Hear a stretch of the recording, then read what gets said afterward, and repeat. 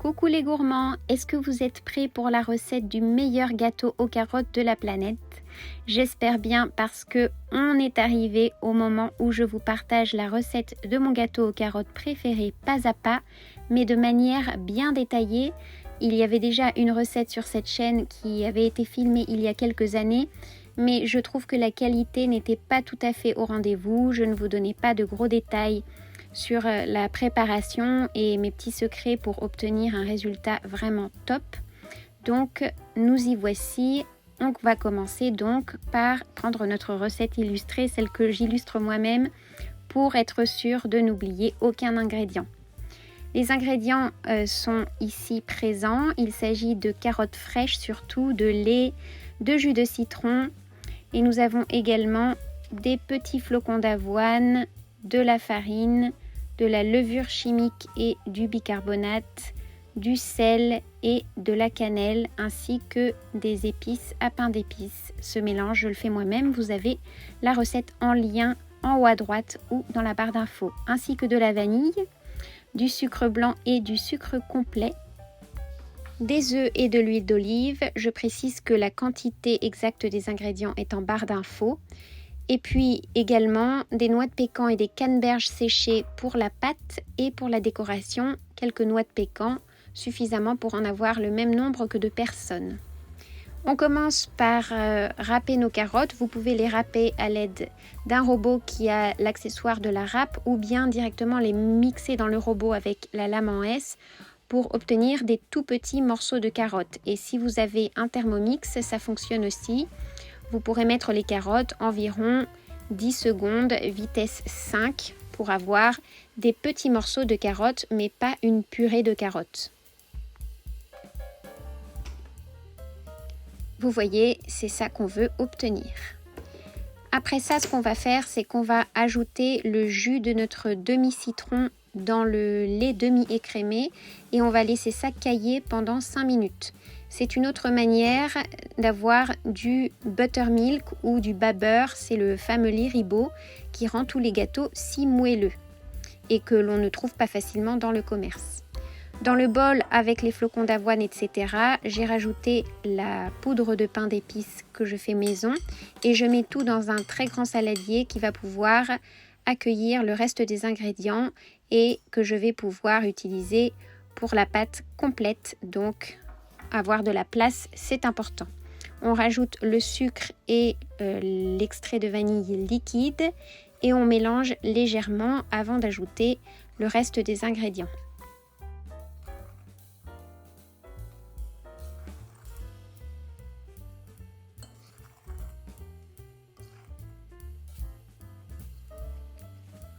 On ajoute ensuite les œufs et l'huile d'olive. Si vous n'aimez pas l'huile d'olive dans les gâteaux, vous pouvez utiliser une autre sorte d'huile végétale, peut-être plus neutre, mais moi j'adore l'huile d'olive, donc je vous la recommande.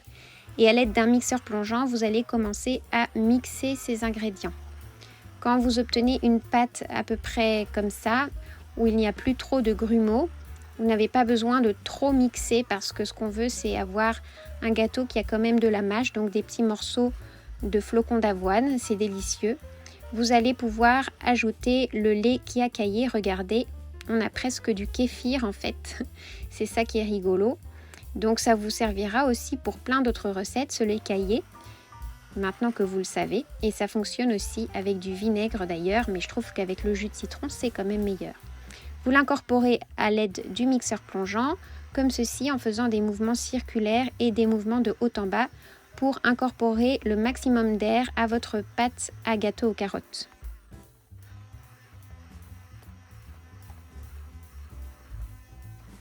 Après ça, vous allez ajouter vos carottes et je précise qu'avoir utilisé des carottes fraîches, ça nous permet d'avoir un gâteau super moelleux parce que les carottes fraîches sont beaucoup plus riches en eau que les carottes qui sont pré-râpées que vous trouvez en sachet au supermarché. Donc surtout, n'utilisez pas ce type de carottes.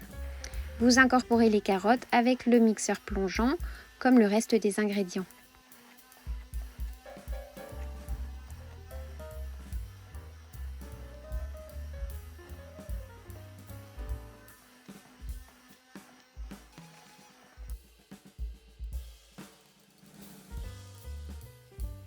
Et enfin, vous allez ajouter les noix de pécan et les canneberges séchées que vous allez incorporer à l'aide d'une spatule et non du mixeur plongeant parce que vous ne voulez surtout pas les mixer avec le reste de la pâte.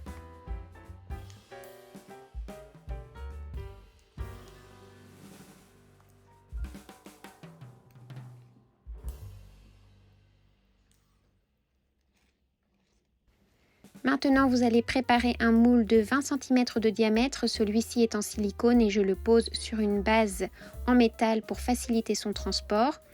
Vous y versez la pâte et vous préchauffez votre four à 180 degrés, chaleur traditionnelle en haut et en bas, avec une plaque qui se trouve au milieu du four.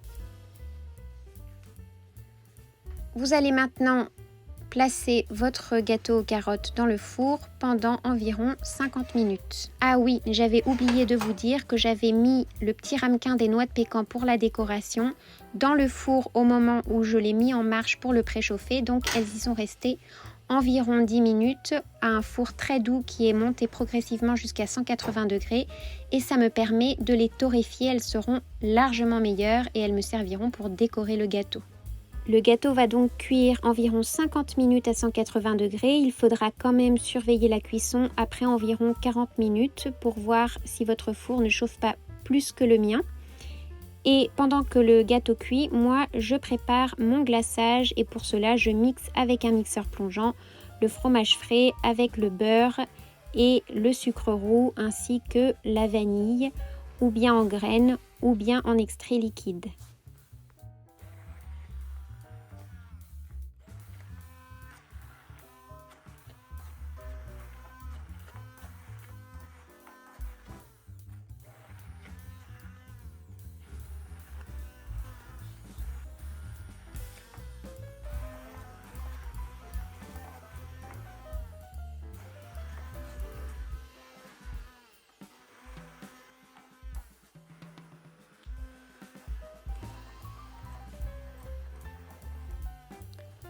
Quand j'obtiens un glaçage bien homogène comme ceci, ne vous inquiétez pas si vous voyez encore des petits grains de sucre, ils vont vite fondre lorsque le glaçage repose. Eh bien, j'arrête de mixer et je récupère bien le glaçage avec une spatule, je le place bien au centre du saladier et je vais le filmer au contact avant de le placer au frais pendant que mon gâteau continue de cuire et pour qu'il raffermisse légèrement au frigo.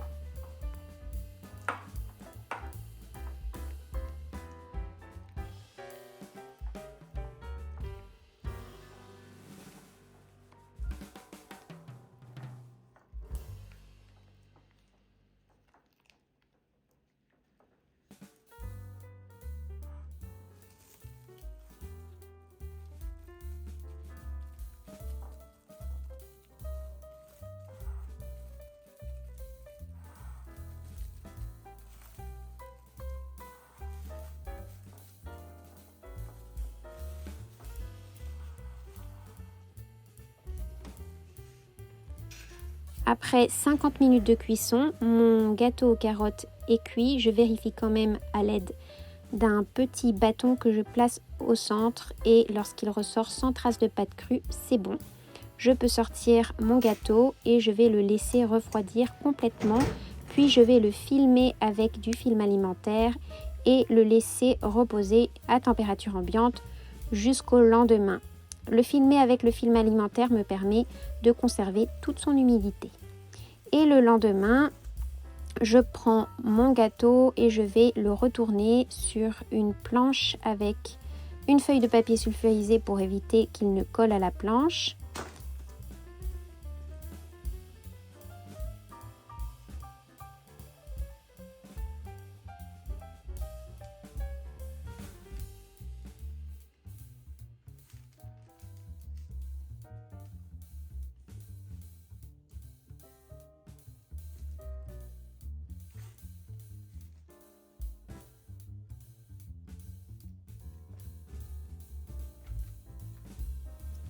Vous voyez en fait comme la pâte du gâteau est très humide, les canneberges et les noix ont tendance à tomber au fond, c'est normal.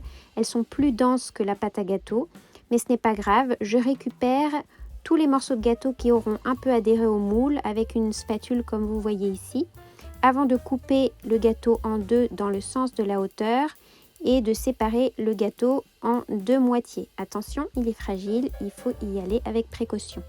Ensuite, pour ne perdre aucune pâte, je récupère la pâte qui avait adhéré au moule et que j'avais décollée avec la spatule et je la mets sur la partie inférieure du gâteau et ensuite je vais la faire adhérer un peu avec mes doigts. Et de toute façon, les invités ou les gens qui mangeront le gâteau n'y verront que du feu, je peux vous le garantir. Et ensuite, on va s'occuper d'étaler notre glaçage sur le gâteau. Donc, on va commencer par la partie inférieure. On va y étaler une fine couche de glaçage. Pour cela, j'utilise une petite spatule coudée comme celle-ci. Regardez cette texture incroyable de glaçage. Il est extra, j'adore. Et donc, on va en étaler juste un petit peu.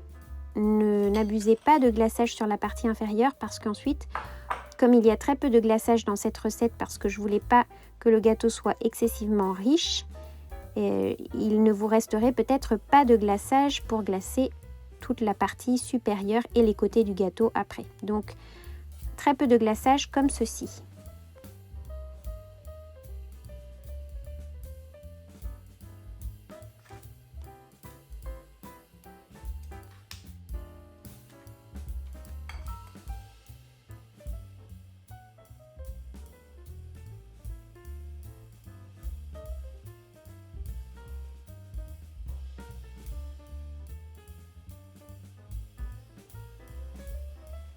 Et puis après, vous allez placer la partie supérieure du gâteau sur la partie inférieure du gâteau. Et maintenant, il ne vous reste plus qu'à glacer tout le gâteau avec votre reste de glaçage, comme vous pouvez le voir ici.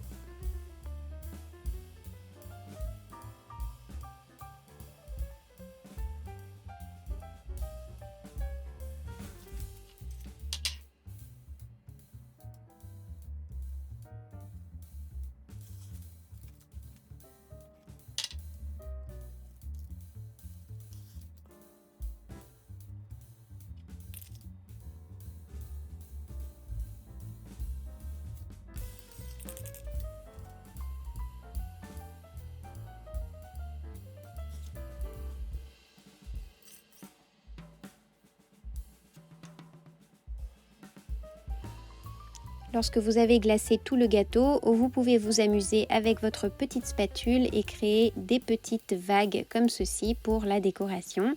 J'adore, c'est très joli. Vous pouvez aussi faire des vaguelettes tout autour comme une espèce de marguerite. Enfin, faites comme vous le voulez, soyez créatifs.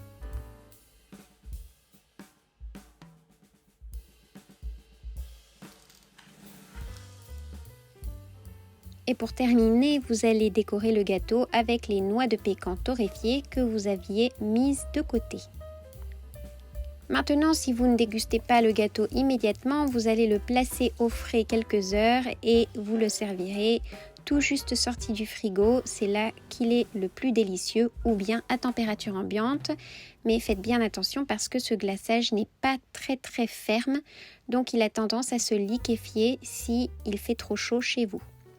Place à la découpe qui va vous révéler l'intérieur de ce gâteau aux carottes hyper moelleux et humide avec une texture unique.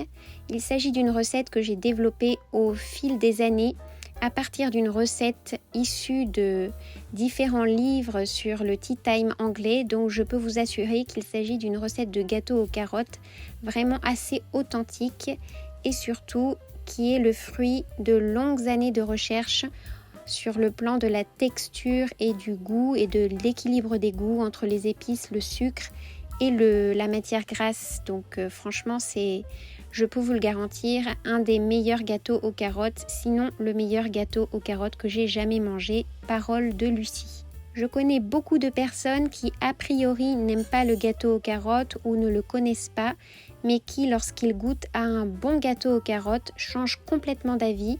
Et je peux vous garantir qu'il s'agit d'un des gâteaux les plus addictifs de la planète. Et je me souviens encore d'un voyage à Londres où j'ai parcouru toute la ville pour goûter tous les gâteaux aux carottes possibles et imaginables. Je vous remercie pour votre support. Tous ceux qui sont restés jusqu'à la fin de la vidéo, vous êtes des héros. Merci beaucoup parce que c'était une des vidéos les plus longues de la chaîne lorsqu'il s'agit de recettes. Et c'est vrai que beaucoup d'entre vous aiment quand c'est vite, rapide, efficace.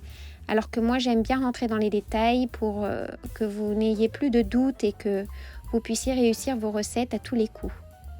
Donc, merci d'être resté jusqu'ici. N'oubliez pas de vous abonner si ce n'est pas déjà fait. Et le petit bonus de cette vidéo, c'est évidemment la manière dont je conserve mes gâteaux après les avoir faits. Vous êtes si nombreux à me demander comment je fais pour garder la ligne en mangeant tous ces gâteaux. Je vais vous rassurer, la plupart du temps, quand je fais des gâteaux, j'en fais environ 1 ou 2 par semaine. On ne mange pas tout le gâteau en une seule fois. Ce qu'on fait, c'est qu'on va congeler le gâteau comme je vous le montre ici en parts individuelles enveloppées dans du film alimentaire. Donc je fais plusieurs couches de film alimentaire que j'empile les unes sur les autres. Et je coupe mon gâteau en parts plus ou moins égales. Il y en a certaines qui sont plus petites, d'autres qui sont plus grosses en fonction de notre appétit, comme ça on pourra choisir. Et une fois que toutes les parts de gâteau sont bien enveloppées dans du film alimentaire, bien au contact du gâteau pour éviter que l'air n'assèche le gâteau, eh bien je les mets dans des boîtes en plastique qui sont bien hermétiques également, et qui me permettent de les tasser les uns contre les autres et d'économiser de l'espace dans mon congélateur. Et je mets tout ça au congélateur un temps indéterminé, c'est-à-dire que j'ai plusieurs desserts au congélateur et comme ça on peut alterner tous les jours et changer de dessert tous les jours.